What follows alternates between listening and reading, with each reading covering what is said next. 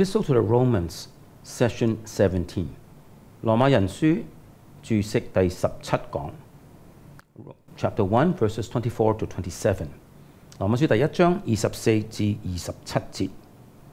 所以上帝任憑他們逞着心裏的情慾，行污穢的事，以致彼此玷辱自己的身體。他們將上帝的真實變為虛謊，去敬拜侍奉受造之物，不敬奉那造物的主。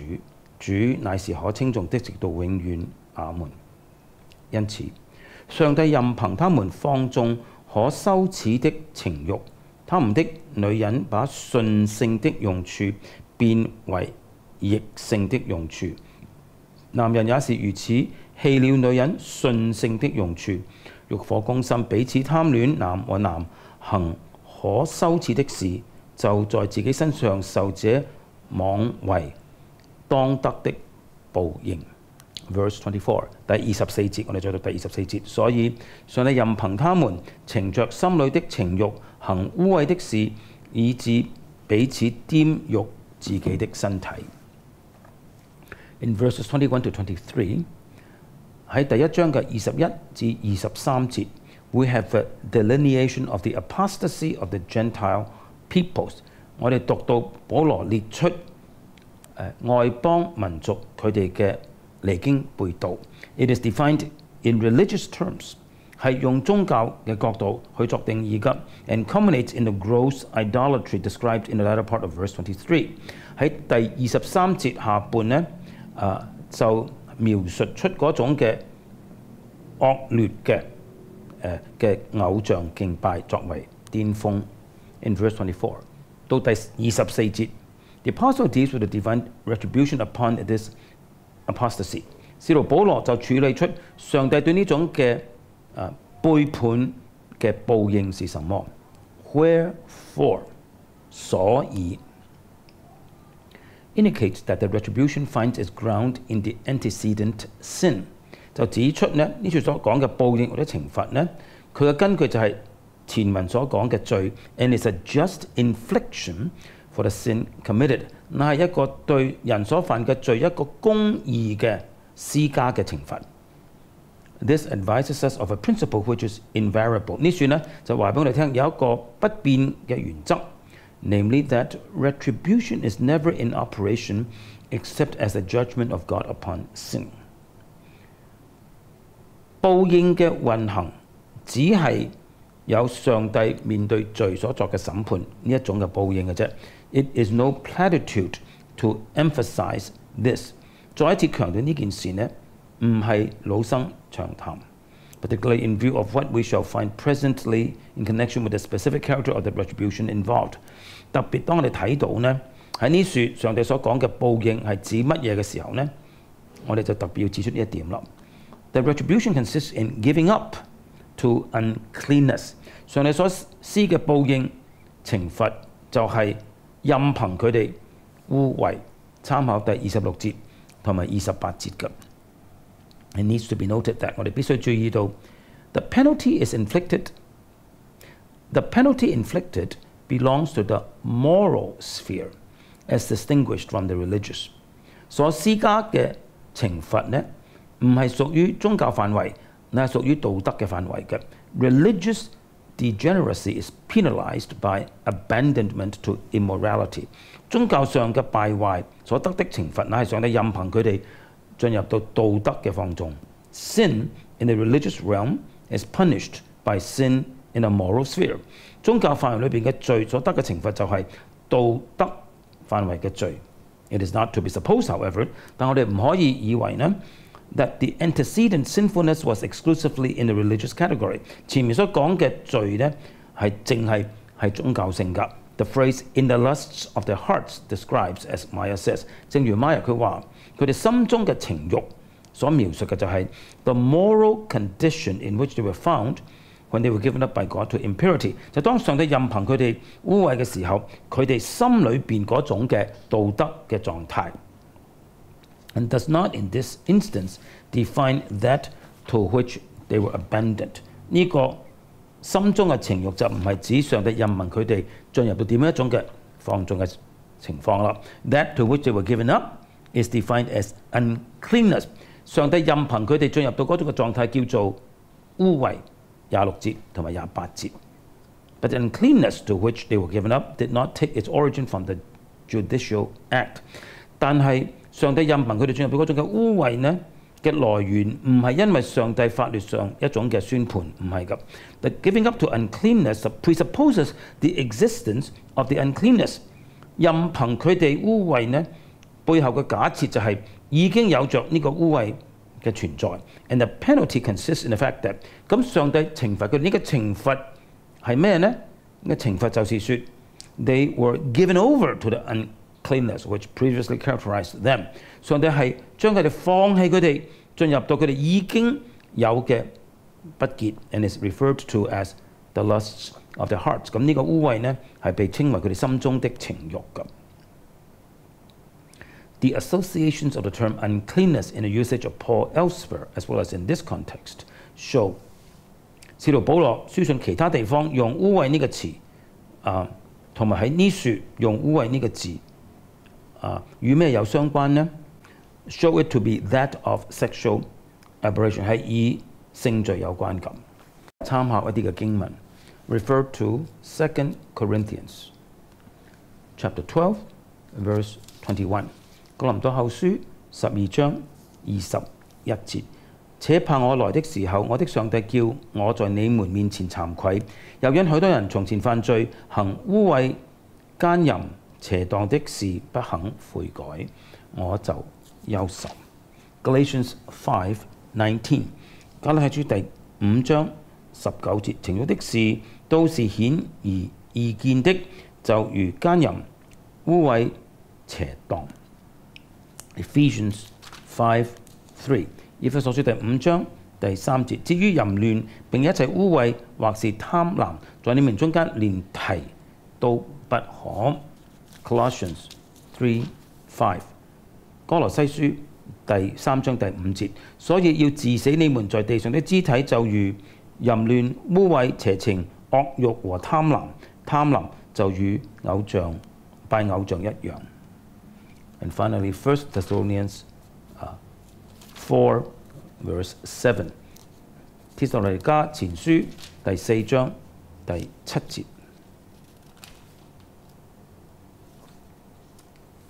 Finally, 1 Thessalonians chapter 4 verse 7， 帖撒羅尼迦前書第4章第7節。上帝召我們本不是要我們沾染污穢，乃是要我們成為聖潔。The particular form of this aberration is indicated in verse 27。咁呢處所講嘅邪惡特別嘅形式呢，喺第27節就講出啦。The rendering of the last clause of verse 24, as given in the version, that the bodies should be dishonored among themselves。喺第24節最後嗰處喺英皇欽定本係咁樣翻譯嘅 ，that the body should be dishonored among themselves， 以致彼此玷辱自己的身體。is to be preferred to that adopted by the AV。 咁呢係比起美國翻譯本係好好多㗎。The clause, however, need not express purpose。但呢句説話唔一定係講緊目的㗎。It may be taken as defining that in which the uncleanness consisted。呢句可能淨係講出呢種污穢係邊一種嘅污穢。參考第28節，即係玷辱自己身體唔係個目的，但係就話係呢一種嘅污穢嘅意思。The main question in this verse is that involved in the giving up。 呢節經文最主要嘅問題就係與嗰個上帝嘅放佢哋、棄絕佢哋、任憑佢哋嘅意思。The terms God gave them up， 上帝任憑佢哋 imply that they were consigned by God to this attribution， 意味着上帝就係將佢哋放喺咁樣一種嘅懲罰裏邊。In assessing the character of this action, some observations need to be mentioned。 當我哋去明白呢一種嘅上帝嘅懲罰嘅時候，我哋需要有幾方面嘅觀察嘅。Number one， 第一方面嘅觀察 ，as noted already， 正如我哋已經注意到 ，this consignment or giving up did not originate the moral condition。上帝咁樣嘅將佢哋嘅棄置任憑呢，唔係佢哋嘅道德情況嘅起源，即係唔係因為上帝任憑，所以佢哋道德上敗壞，唔係嘅。They were given up to what is conceived of as an existing condition。上帝任憑佢哋喺一種已經存在嘅情況裏邊。Number 2，第二方面嘅觀察 ，There is undoubtedly a natural law of consequence operative in sin。毫無疑問嘅，罪裏邊有一種嘅好自然嘅先後因果嘅動力㗎。It intensifies and aggravates itself when there is no restraint placed upon it。當罪冇受到約束嘅時候，佢就會加劇，佢就會惡化。This cycle or sequence is part of sin's retribution。呢種咁嘅惡性循環呢，就係罪所帶嚟嘅懲罰一部分。Number 3，第三方面嘅觀察 ，the giving over on God's part， 上帝任憑佢哋棄絕佢哋呢 ，cannot be reduced to the notion of non-interference with the natural consequences of sin。唔可以將佢弱化咗，認為只不過上帝冇干預佢哋一啲罪嘅自然嘅後果。While the barely permissive or privative action of God would of itself be judicial retribution。雖然上帝假如淨係任憑容許佢哋或者冇做咩其他事呢，本身就係一種嘅律法上嘅懲罰㗎。To leave men to themselves affords a tragic prospect。任憑人任佢哋自己而行呢，係一種悲劇性嘅後果嚟㗎。Yet the terms here and in verses 26 and 27， 但係呢處24節仲有26、28節所用嘅詞呢 ，cannot be satisfied by such a construction， 唔可以咁樣去翻譯嘅，係唔足夠，係唔令人滿意嘅。There is the positive infliction of handing over to that which is wholly alien to and subversive of the revealed good pleasure of God。呢處上帝係主動嘅正面嘅去加一種嘅懲罰，就將佢哋放置喺佢哋係完全與上帝所啟示嘅美意相反嘅，同埋顛覆嘅一種嘅罪嘅狀態裏邊。God's displeasure is expressed in his abandonment of the persons concerned to more intensified and aggravated cultivation of the lusts of their own hearts。上帝嘅不喜悅係咁樣表達嘅，就係佢放棄佢哋，任憑佢哋呢加劇地更加惡化去培養佢哋心中嘅情慾。But the result that 結果就係話呢 ，they reap for themselves a correspondingly greater toll of retributive vengeance。佢哋就獲得一種更大嘅上帝懲罰報應式嘅損耗啦。Verse 25，羅馬書第1章25節，他們將上帝的真實變為虛謊，去敬拜侍奉受造之物，不敬奉那造物的主。主乃是可稱頌的，直到永遠。阿門。Verse 25 reverts to the thought of verse 23。25節就翻去第23節嗰處嘅思路。This virtual reiteration serves 3 purposes。呢個差唔多係一種嘅重複，係有3個目的㗎。第一個目的 ，it unfolds the character of the offence。呢處展示出人嘅罪嘅性質係乜嘢。第二個目的 ，it reaffirms the ground upon which the judicial infliction rested。就係再一次嘅肯定，上帝喺法律上所施加嘅懲罰背後有咩根據？第三個目的 ，and it vindicates the gravity of the infliction by emphasizing the religious perversity account of which the penalty was imposed。特別係證實去支持着上帝施加嘅懲罰係點樣嘅嚴重。點樣證實呢？就係強調着點解有呢種嘅懲罰呢？係因為有呢種咁嚴重嘅宗教上嘅邪惡。The pronoun with which verse 25 is introduced， 第25節一開始所用嘅代名詞 can well express a causal connection， 可能係表達出一種嘅因果嘅關係 ，and be properly rendered for that， 可能咁樣翻譯嘅，因為第25節嘅第一句説話呢，我哋中文冇翻譯到，就他們 for that 因為着 It points to the kind of persons they were, as those who exchanged the truth of God for a lie, etc. 呢度就指出佢哋點樣一種嘅人，佢哋係將上帝的真實變為虛謊等等嘅。And therefore merited the abandonment meted out to them。因此呢，佢哋配受上帝所施以佢哋嗰種嘅棄絕。The expression, the truth of God, may mean one of three things。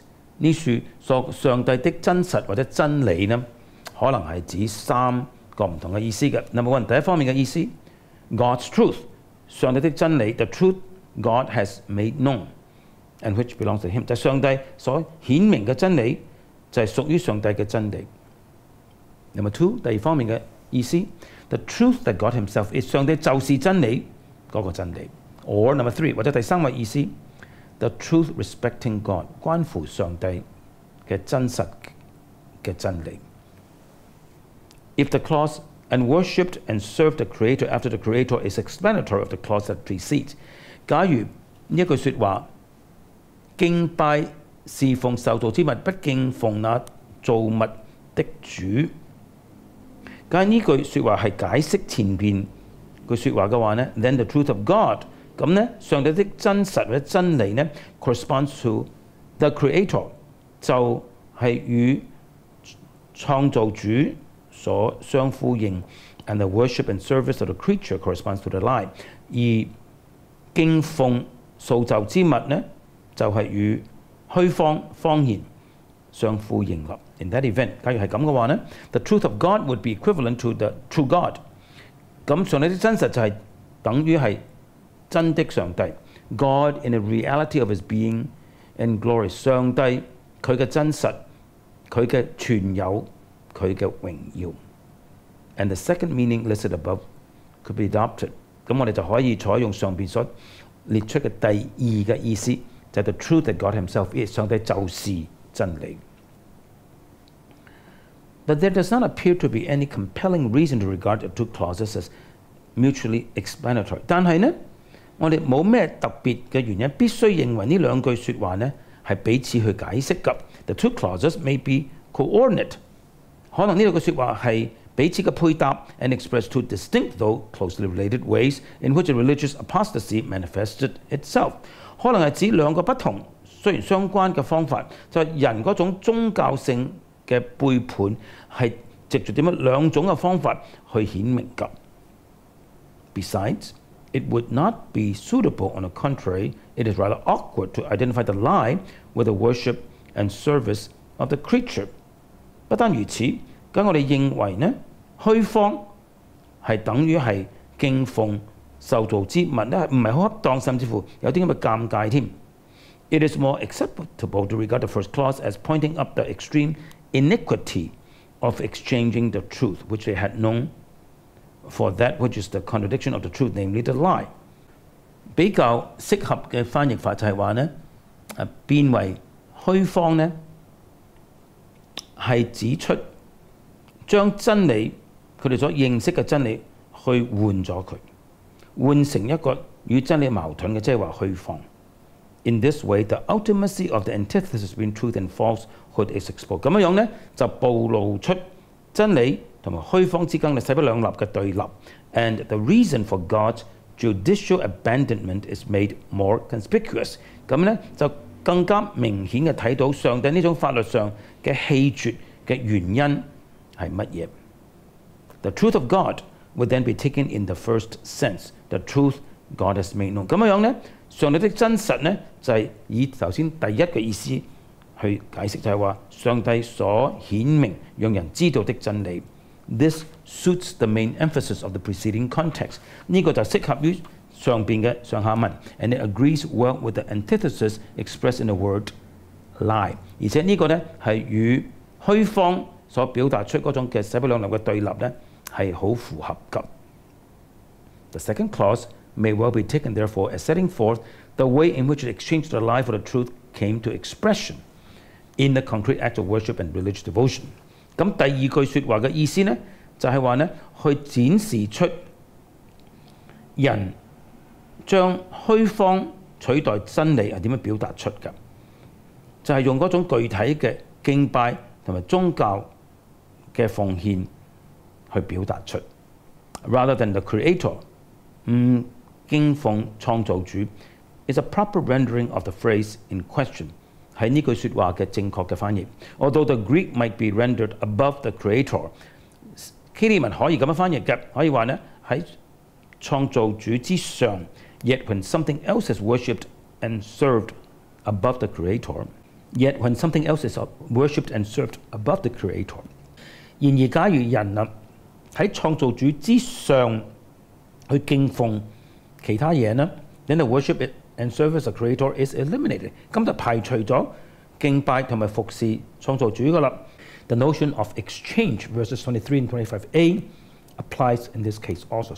所以呢，參考第23節同埋25節上呢，呢個交換取代嘅概念喺呢處亦都係表達出嚟咁。The doxology with which verse 25 closes， 25節結束嘅時候嗰句嘅讚美嘅説話，主乃是可稱頌的，直到永遠，阿門 ，is a spontaneous outburst of adoration evoked by the mention of God as the Creator。就係因為保羅提到上帝係創造主，所引發出一種嘅好自然嘅愛慕嘅流露 ，and in reaction against the dishonor described in the preceding clauses， 同時亦都係回應出前面幾節所講嗰種嘅不尊重上帝。Strictly speaking， 嚴格嚟講 ，this is not a doxology， 唔係一首嘅讚美詩嚟㗎。It is an affirmation of the blessedness that belongs to God。就事實上呢處係承認係肯定上帝嗰種嘅應當被稱頌嘅特性。It is not a blessing of God or thanksgiving offered to Him。呢處唔係上帝嘅賜福，亦都唔係人向佢感恩。參考路加福音第1章68節，哥林多後書1章3節，以弗所書第1章3節，彼得前書第1章3節。中文聖經一般翻譯係可稱頌的，應當被稱頌的。It is an affirmation to the effect that 呢處保羅肯定一件事嘅意思就係話呢 the transcendent blessedness belongs to God。